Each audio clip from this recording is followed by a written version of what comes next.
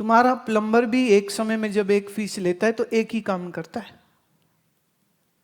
सोचो, आपके कोई पाइप क्लॉग हो गए, आप प्लम्बर को बुलाते हो, वो कहता है कि अच्छा ये मैं काम करता हूँ and your charges will be like $300 and you से ओके, यू डू इट। फिर बाद में ना मेरा दरवाजा भी ठीक बंद नहीं हो रहा, थोड़ा ये भी ठीक कर देना, और यहाँ से थोड़ा मेरा वुडन फ्लोर उखड़ रहा है, थोड़ा ये भी ठीक कर देना। करेगा क्या वो?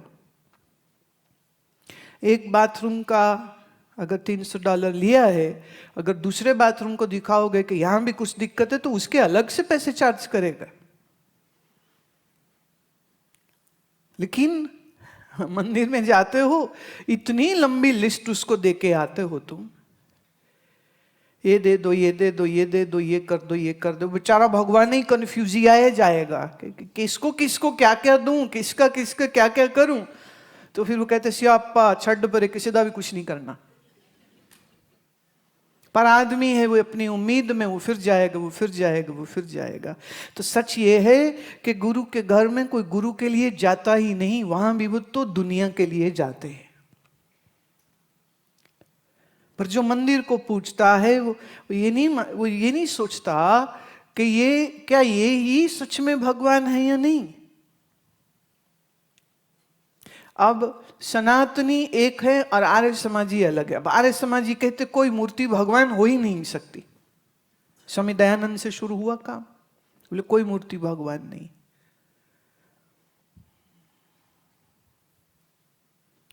हिंदू धर्म में ही शाखा है ये, पर वो मूर्ति नहीं मानते और वो अवतार भी नहीं मानते। वो कोई अवतार नहीं, भगवान अवतार हो ही नहीं सकता है। पर जो सनातनी है वो कहते हैं नहीं, कृष्ण भगवान है, राम मेरा भगवान है। अब इसमें भी दो किस्म के हो जाते। जैसे संत दादू दयाल है, वो कहते मेरा राम निराकार है, आकार वाला नहीं। पर जो रामानंदी संप्रदाय का है वो कहेगा नहीं, राम वही है जो दशरथ के घर जो अवतरित हुए, वो भगवान है। तो ये सारा माजरा है क्या? इसी को समझने की यात्रा को ही हम ब्रह्म विद्या बोलते हैं। To know what is the truth, to go into the core of the truth, that is what ब्रह्म विद्या इज। उसके लिए आश्रम आने की जरूरत नहीं, क्योंकि अब YouTube और मेरे चैनल और ये सब चीज़ों से क्या है, it's so easy, you can be at home, listen every day and keep on gaining. थोड़ा स्ट्रक्चर्ड आपकी नॉलेज हो जाए। आई वुड सजेस्ट यू कि प्लीज़ टेक, हिंदी में भी है, अंग्रेजी में भी है, भगवद गीता ले लीजिए। ब्रह्म क्या है, ब्रह्म ज्ञान क्या है, आपको स्पष्ट होगा। आपको गुरु नानक से प्यार है तो फिर मैं कहूँगी, मैंने जपजी साहब के ऊपर अर्थ दिए हैं। पंजाबी में किताब भी है, अंग्रेजी में ई बुक भी है, ऑडियो वीडियो भी है। जो पसंद आए उसको सुनिए। गुरु नानक समझाते हैं कि परमात्मा का स्वरूप क्या है। उस स्वरूप को समझने के लिए, उस स्वरूप को जानने के लिए जिस ज्ञान की जरूरत होती है, उसी ज्ञान को हम ब्रह्म विद्या कहते हैं। पर वैसे ज्यादातर लोगों को इसकी जरूरत महसूस नहीं होती, क्योंकि उनके लिए इंपॉर्टेंट दुनिया है, दुनिया की चीजें हैं, काम है, पैसा है, फैमिली है। तो there all time is given to that. Who has time to spare to sit down and listen and understand? That's a very, very difficult task for many. But I believe ऐसे बहुत से लोग जो कुछ समझना नहीं चाहते हैं, उनकी बहुत बड़ी मेजॉरिटी है। पर फिर उसी में आप सब भी तो हो ना, जो जानना चाहते हो।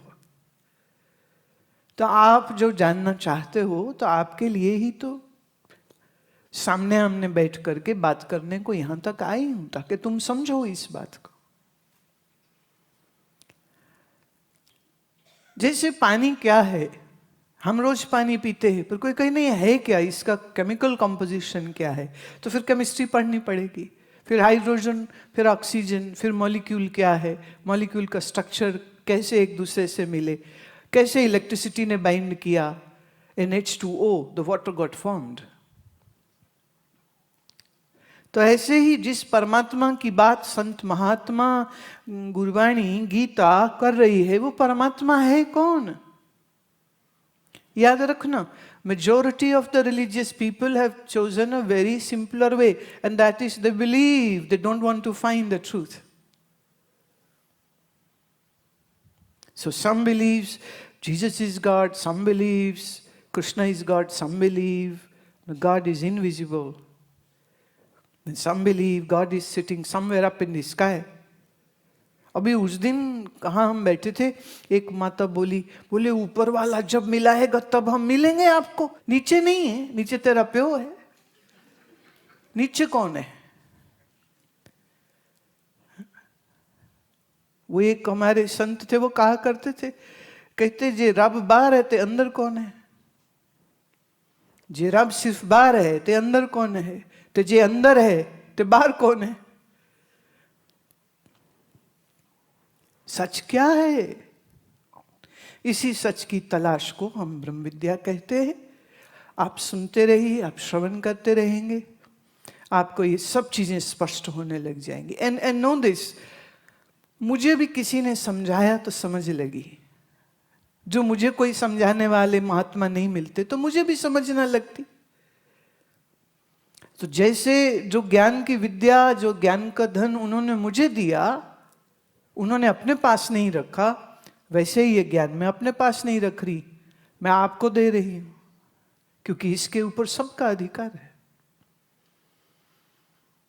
आप भले किसी मजहब, किसी धर्म को मानते हो, आप भले किसी जाति पाति को मानते हो, लेकिन अगर आपके अंदर सत्य क्या है जानने की इच्छा है तो उसको जाना जा सकता है। ये सब संत महात्मा, भले कबीर साहब हो, रविदास साहब हो कि गुरु नानक साहब हो, कोई अलग नहीं है। मनुष्य के रूप में थे और मनुष्य होते हुए में उन्होंने सब कुछ पाया है।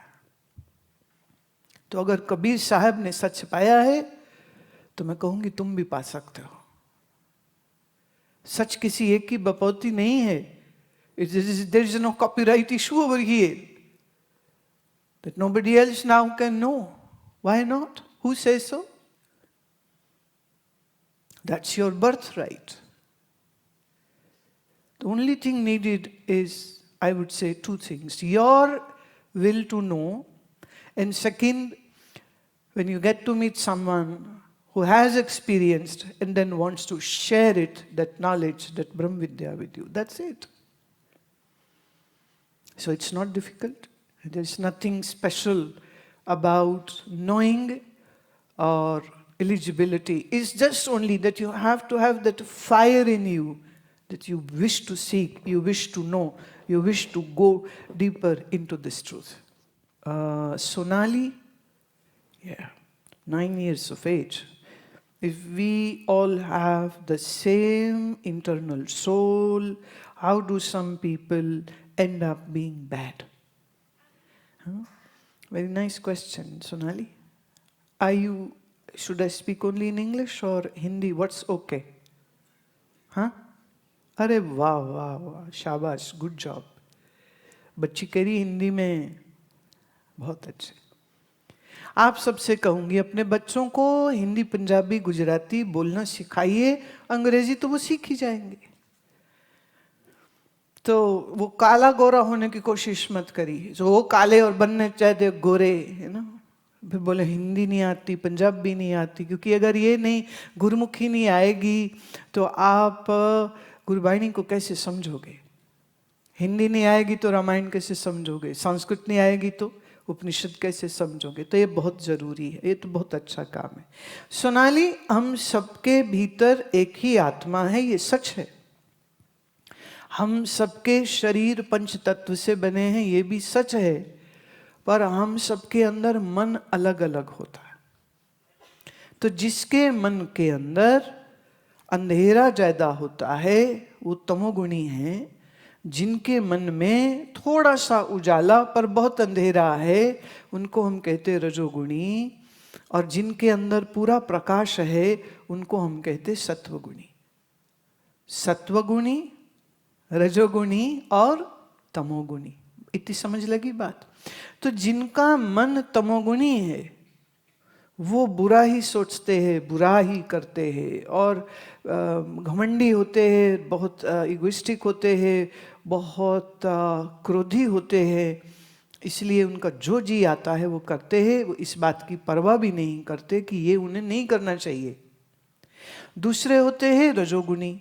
रजोगुणी लोग कौन होते हैं? जिनको थोड़ा तो समझ है कि ये बुरा काम है, नहीं करना चाहिए, लेकिन उनके अंदर लोभ बहुत होता है, बहुत लालच होता है, बहुत बैड डिजायर्स होती हैं, तो इसलिए उन्हें मालूम है ये नहीं करना चाहिए, पर फिर भी करते हैं। जिनका मन सत्वगुणी है वो कभी बुरा नहीं कर सकते, कर ही नहीं सकते, सोचते भी नहीं, करते भी नहीं। तो ऐसे ही सत्वगुणी व्यक्ति को हम भक्त कहते हैं, सज्जन कहते हैं, गुरुमुख कहते हैं, जो कभी किसी का कुछ बुरा न सोचते हैं न करते हैं। रजोगुणी कौन है? वो सोचते तो है बुरा नहीं करें, पर कर फिर भी जाते हैं। और जो तमोगुणी है उसको तो ब्रेक ही नहीं लगेगी, वो तो बुरा ही करेगा, वो तो अच्छा कर ही नहीं सकता। सो आपका मन जैसा ट्रेंड होगा आप वैसे ही काम करेंगे। अब हमारा मन ट्रेंड कैसे होता है? हमारे माता पिता, हमारा घर का एनवायरनमेंट, हमारे दादा दादी, हमारे फ्रेंड्स, ये सब लोग मिलकर के हमारे मन को ट्रेन करते हैं। पर जब हम थोड़े बड़े हो जाते, जैसे अब तू 9 साल की हो गई है, तो अब हमसे ऐसा सवाल पूछ रही है, अब तुमने अपने आप से अपने मन को अच्छा बनाने के लिए ज्ञान के द्वारा, नॉलेज के द्वारा तुम अपने आप को और अच्छा बना लोगे, राइट?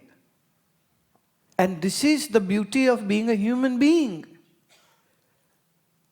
अगर आप मनुष्य हैं तो आप परिवर्तन कर सकते हैं। इसलिए हमारी भक्तमाला में, गुरुवाणी में कबीर साहब ने एग्जाम्पल्स दिए अजामिल के, एग्जाम्पल दिए प्रोस्टिट्यूट वेश्या के, एग्जाम्पल दिए चोर के, चोर बदल गया।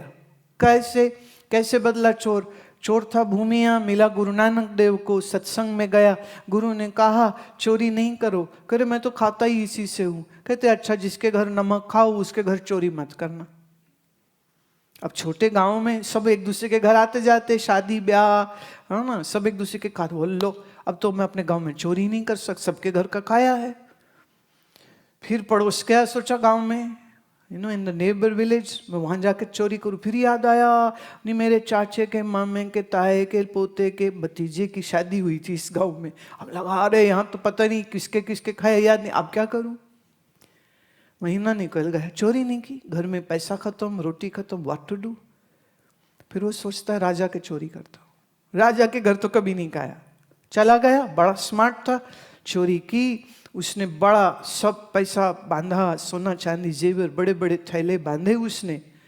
और हुआ ये कि वहाँ इतनी बड़ी मेज पे बहुत सा खाना रखा हुआ था, और ये सब काम करते करते प्यास लग गई, प्यास लगी, पानी था, पानी उठाया पी गया।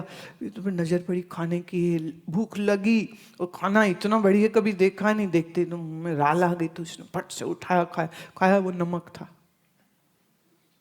अब पड़ गई दिक्कत।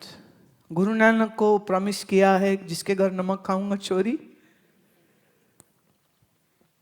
इतनी बड़ी चोरी की है कि अगले 100 साल तक उसके घर में किसी को काम ना करना पड़े, वो गांठें बंधी पड़ी है। Now whether I should keep the promise which I gave to Guru, or whether I should take care of my needs, and what should I do? But you know what? He chose to leave everything there only. एक वो है भूमिया चोर जो इतना माल है राजा का और छोड़ आता है, और माफ करना यहां तो लोग गुरुद्वारे मंदिर में जाके भी चोरी कराते, कमी नहीं है ऐसे लोगों की। वो आपने भी देखा होगा, वैक्यूम क्लीनर गोलक के ऊपर रख के पैसे खींच लिए सारे। नया तरीका ढूंढा उन्होंने। पर भूमिया ने चोरी नहीं की। राजा अब अगले दिन जब देखता है कि ये क्या हुआ, बोले हद हो गई, किया काम किसने और क्यों आया, तो माल लेके क्यों नहीं गया। तो जितने सस्पेक्टेड थे चोर सबको अरेस्ट कर लिया गया। आसाम की बात है ये।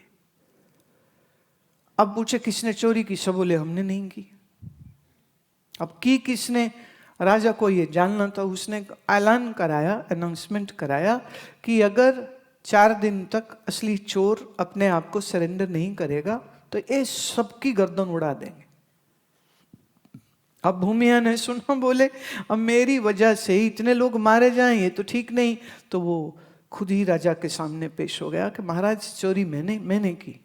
बोले वो तो ठीक तूने की, पर ये बता छोड़ा क्यों। मेरा सवाल ये नहीं चोरी क्यों की, मेरा सवाल ये है सब माल तुमने बांध लिया, तुम जैसे आए वैसे चले जाते, मेरे सारे बेवकूफ द्वारपाल सैनिक किसी को पता नहीं चला। But why did you leave all this, my only one question, I will not do any punishment to you. बोला इसलिए क्योंकि गुरु को वचन दिया था। बोले कौन गुरु, बोले गुरु नानक देव। बोले ऐसा कौन सा गुरु है कि जिसको दिया प्रॉमिस तेरे जैसा चोर रखता है, मुझे भी मिलना है। वो गया मिलने, गुरु नानक देव का दर्शन किया, सत्संग चल रहा था, गुरु महाराज बोल रहे थे, राजा भी वहीं बैठ गया, चुपचाप सुनता रहा। उनका वो रूप स्वरूप देख के मन इतना प्रभावित हुआ, आके नतमस्तक हुआ, कहा महाराज आपके नजरों में और आपकी वाणी में ही कैसा जादू है। चोर बदल गया, मैं आया हूं तो मेरा मन बदल गया। अब मैं जानना चाहता हूं, अब आप और क्या मुझे सिखाएंगे, मुझे क्या बताएंगे। मुझे भी अपना शिष्य बनाइए, मुझे भी सिखाइए। सिख माने शिष्य, the one who wishes to learn is a Sikh. मुझे अपना शिष्य बनाइए। गुरु ने बनाया। तो एक तरफ भूमिया चोर है और एक तरफ आसाम का राजा, दोनों गुरु जी के शिष्य हो गए।